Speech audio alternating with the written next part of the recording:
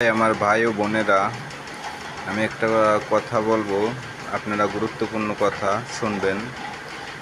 আয়তাল কুরসি এমন একটা জিনিস, আপনি যদি রাইতে ঘুমাইয়া একবার করে পুরো শরীর হাত দিয়ে ম্যাসাজ করে দেন, অনেক উপকার, রোগব্যাধি কমে, অথবা শয়তান আপনার কাছে এসে কোনো ধোঁকা দিতে পারে না।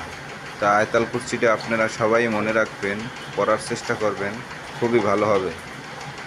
পইরা যদি আপনার বাচ্চা ধরেন ভয় পাওয়ার পর এটা পইরা ফু দিলে কমে যাব, সাহস বাড়ব।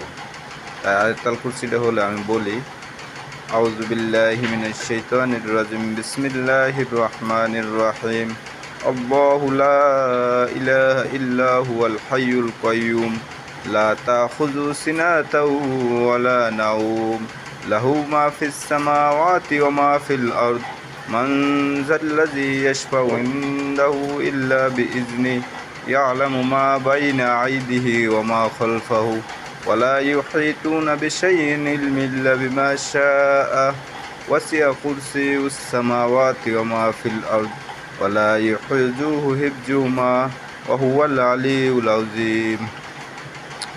ভাই, এটা অনেক উপকার, হাদিসেও লেখা আছে।